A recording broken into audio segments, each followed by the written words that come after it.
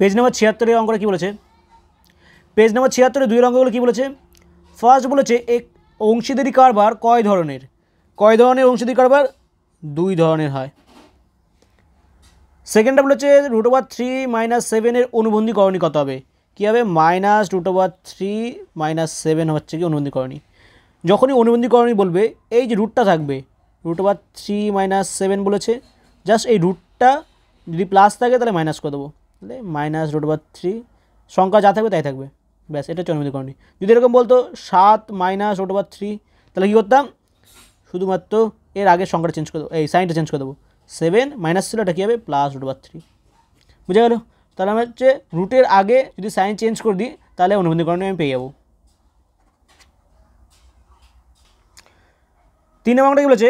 সমকোণী ত্রিভুজের অতিভুজই হলো ত্রিভুজের পরিবৃত্তের ড্যাশ। কী হবে এটা? ব্যাস হবে। তারপরে বলেছে অঙ্কটা 1 + 2 sin θ cos θ কে পূর্ণ বর্গরে প্রকাশ করে পাই। কী হবে? 1 + 2 sin θ cos θ যখনই পূর্ণ বর্গ করতে হলে তার মানে কি আমাকে বর্গটা বের করতে বলেছে। আচ্ছা, এই একের জায়গায় আমি লিখতে পারি sin² θ + cos² θ।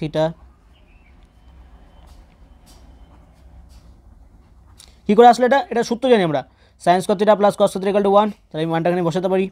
এবার দেখো এটাকে যদি সাজিয়ে লিখি তাহলে এবার লিখতে পারি sin² θ + 2 sin θ cos θ + cos² θ, তাই তো?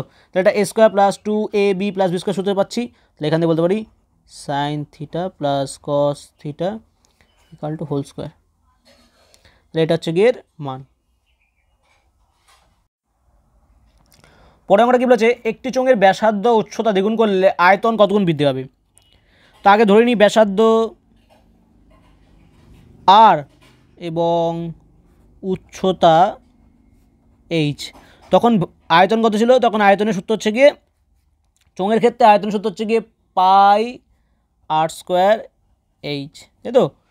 ফার্স্ট আয়তন তাহলে কত হবে? πr²h। এবার ব্যাসার্ধ দ্বিগুণ করলে এবং উচ্চতা ব্যাসার্ধ উচ্চতা দ্বিগুণ করলে কী হবে? তখন আয়তন v1 = কত হবে? সূত্র πr²h, আরটা কত হয়ে যাবে? 2r, এইচটা কত হয়ে যাবে? 2h। তাহলে কত আসছে? π2 স্কোয়ার 4 8² × 2 × h, তাই তো? আচ্ছা, এই সংখ্যাগুলো একদিকে রাখি, সংখ্যাগুলো দিয়ে রাখলে কত হচ্ছে? আমি 4 × 2 = 8 πr²h। তাহলে এখান থেকে বলতে পারি v1 = আচ্ছা এই πr²h মানে আমি কত জানি?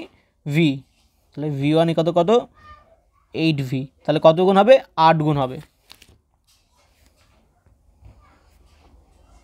কী বলেছে তারপরে অঙ্কটা?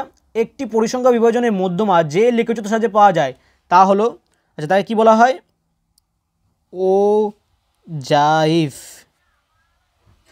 কী বলা হয়? ওজাইভ বলা হয়।